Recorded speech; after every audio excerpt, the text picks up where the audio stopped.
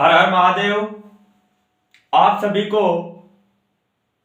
बहुत ही एक अच्छी खुशखबरी देने जा रहा हूं। कल एसएससी जीडी का नोटिफिकेशन आ चुका है, जिसका हमें बहुत दिनों से इंतजार चल रहा था।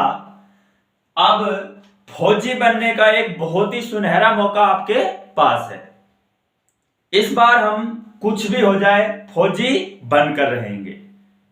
हालांकि पदों की संख्या कम आई है। जैसा बात चल रही थी कि लगभग 85 या 84 हजार पद आने की संभावना है, लेकिन जैसे ही नोटिफिकेशन आया, पदों की संख्या देखकर बच्चों के लगातार कमेंट आ रहे हैं कि सर इस बार पद बहुत कम आए हैं, जबकि पद आने की ज्यादा संभावना थी। बिल्कुल बात सही थी कि लगभग 84 हजार पद आने चाहिए थे, लेकिन पता नहीं इन्होंने 26,146 पद ही दिए। इन चीजों पर हमें बिल्कुल भी ध्यान नहीं देना है।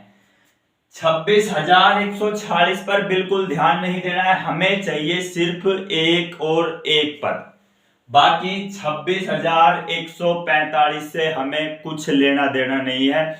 हमें तो सिर्फ ये टारगेट करके चलना है कि हमें सिर्फ पद चाहिए एक, और वो चाहिए कैसे ही हो वो मैं लेकर रहूंगा। मुझे बाकी पदों से कोई मतलब नहीं है। अगर एक पद भी आता तो वो पद भी किसका था? मेरा था। बाकी पदों से मुझे कुछ लेना देना नहीं है।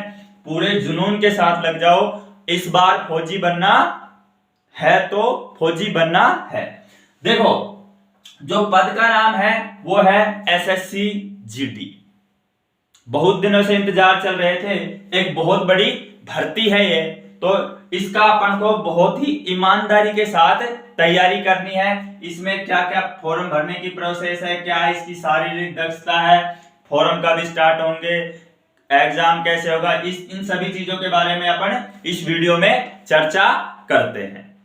ठीक है, अपन एक एक चीज को लेकर चलते हैं। अच्छा, पहला जो पद का नाम है वो है एसएससी जीडी। ठीक है, उसके बाद कि अपन को पता है कुल पद कितने आए हैं?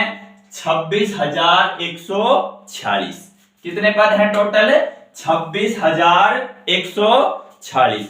हमें इन पर बिल्कुल भी ध्यान नहीं देना है। सिर्फ और सिर्फ हमें तो एक पद चाहिए। 26,145 से हमें कोई मतलब नहीं है। हमें सिर्फ अपना एक पद चाहिए। उसके बाद फॉरम दिनांक।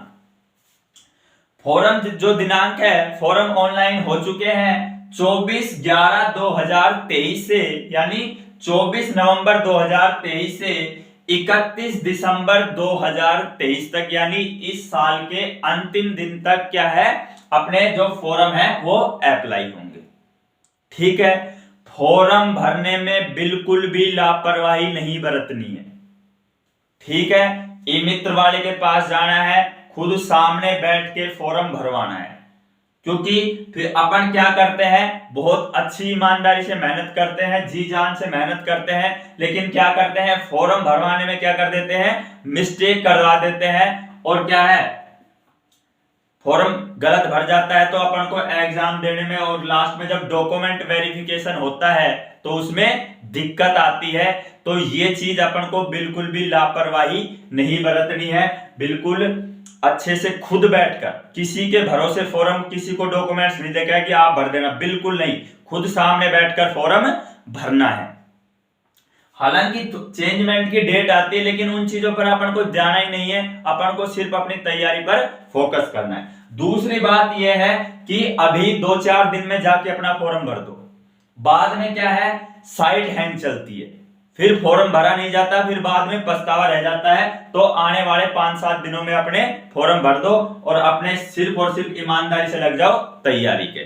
फॉर्म अच्छे से भरना है और जल्दी करके भरना। बाद में साइट हैंग हो जाएगी, फिर कहते रहोगे सर साइट हैंग हो गई, हमारा तो फॉर्म नहीं चल रहा। तो ऐसी लापरवाही अपन को करनी नहीं है।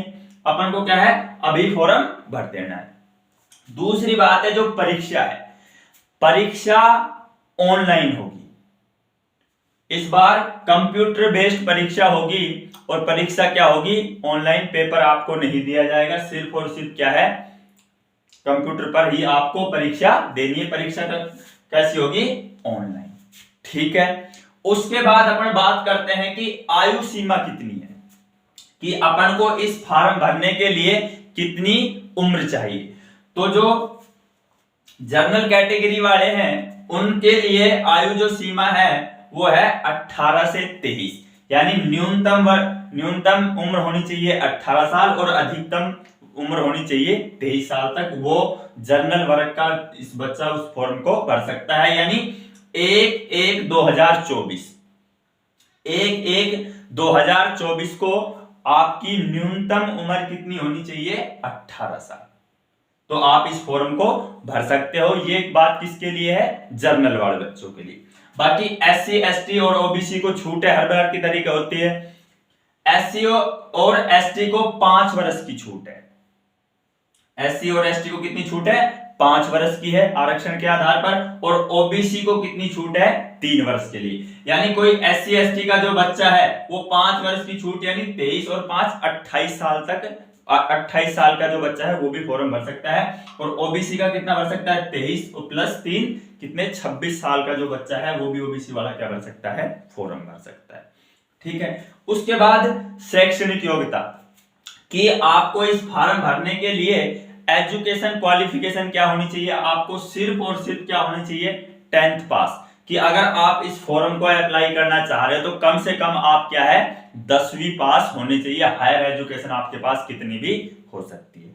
ठीक है, तो कम से कम कितना होना चाहिए? 10वीं पास। उसके साथ साथ इसमें क्या है, बच्चों को अगर जिसके पास एनसीसी का C सर्टिफिकेट है, B सर्टिफिकेट है और C सर्टिफिकेट है, उनको क्या है? सॉरी, A सर्टिफिकेट है, उनको कुल अंक का फायदा दिया जा रहा है। जिसके पास एनसीसी का C सर्टिफिकेट है उनको क्या है? 160 टोटल जो अंक अपन बात करेंगे 160 नंबर का पेपर होगा, उसका 5% अंक जोड़ दिए जाएंगे जिसके पास एनसीसी का C सर्टिफिकेट है। और जिसके पास एनसीसी का B सर्टिफिकेट है उसको 3% अंक दिए जाएंगे अभी।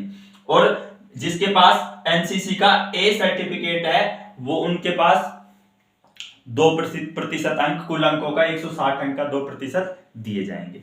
यानी जिन बच्चों ने एनसीसी की है उन बच्चों को भी क्या है? इस भर्ती में एक्स्ट्रा छूट दी गई है अंकों के आधार पर, क्योंकि उन बच्चों ने भी मेहनत की है तो इस प्रकार से छूट दी गई। उसके बाद क्या है? शुल्क, कि इस एग्जाम भरने के लिए फॉर्म फीस कितनी है? फॉर्म फीस कोई ज्यादा नहीं है, बिल्कुल नॉर्मल है। कितने? 100 रुपए।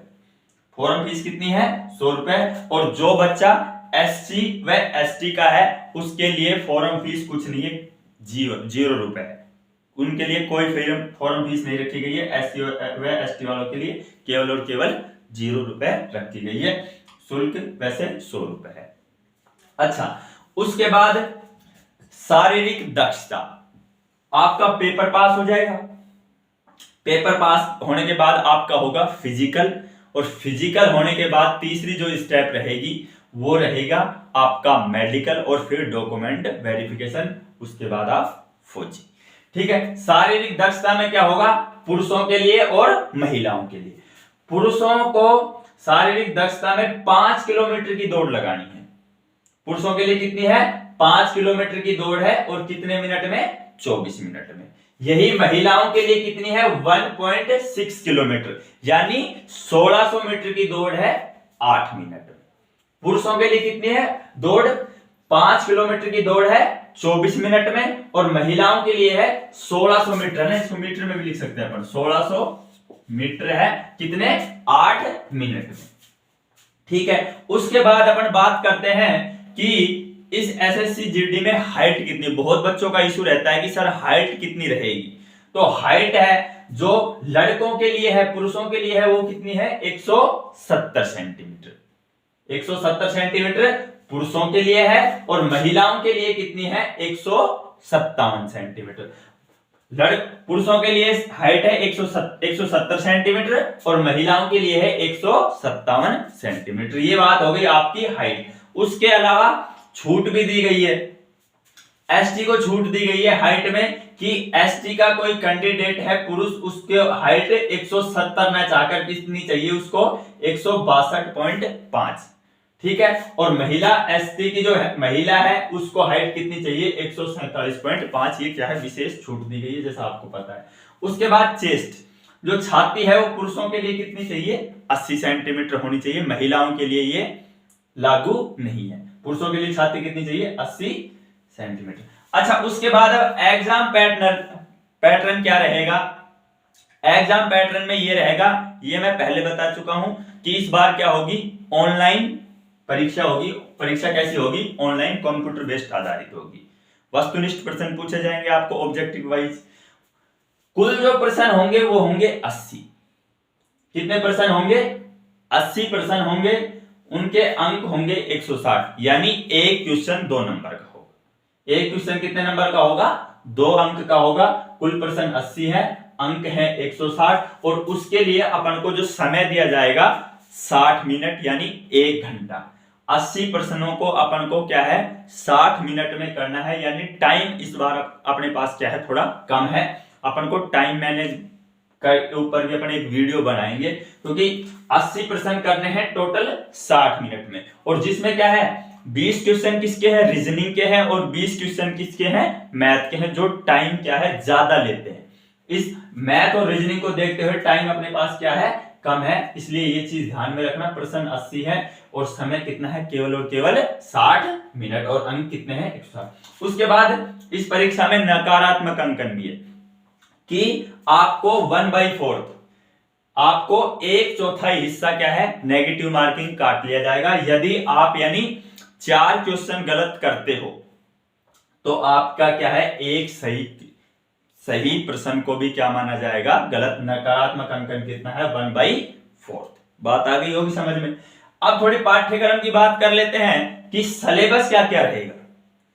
सिलेबस में सामान्य रीजनिंग, यानी रीजनिंग के सवाल पूछे जाएंगे आपसे कितने 20, और कितने अंकों के होंगे 40 के। सामान्य रीजनिंग पढ़नी है उसमें, ठीक है, आपकी जो तार्किक अभिव्यक्ति है। उसके बाद सामान्य ज्ञान यानी जनरल नॉलेज, इसमें करंट अफेयर भी शामिल हो जाएगा, है ना, कि आपको सामान्य ज्ञान कितना है। इसमें क्या है history, political, geography, economics, current affair के जो मुद्दे चल रहे हैं, मतलब यानी जीके। ये क्या है जीके का पोर्शन है। आपको क्या है 20% पूछे जाएंगे किसके, जीके के, जो अंक कितने होंगे 40 के, ठीक है। तीसरा है गणित। गणित के भी कितने 20 क्वेश्चन पूछे जाएंगे और कितने अंक के होंगे 40 अंक के। ये ध्यान रखना सामान्य गणित है ना, यानी एडवांस मैथ इसमें नहीं है, बिल्कुल सिंपल मैथ है, सामान्य गणित आएगा। एडवांस मैथ का पोर्शन इसमें नहीं है, बिल्कुल सामान्य गणित आएगा, ठीक है।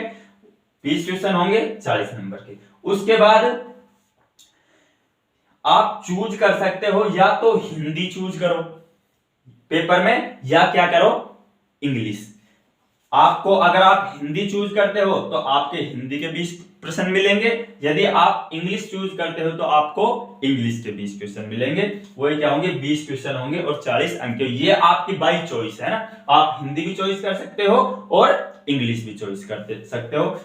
और इसमें इस बार ये फायदा और दिया गया है कि ये जो एग्जाम है वो सिर्फ आप हिंदी इंग्लिश में पूरा कन्वर्ट एग्जाम हिंदी और इंग्लिश में नहीं दे सकते, बाकी आपकी क्षेत्रीय भाषा में भी दे सकते हो, है ना। तो ये हो गया अपना क्या है एसएससी जीडी का जो पैटर्न है, क्या एग्जाम है, कितनी हाइट है, कितनी शारीरिक दक्षता है।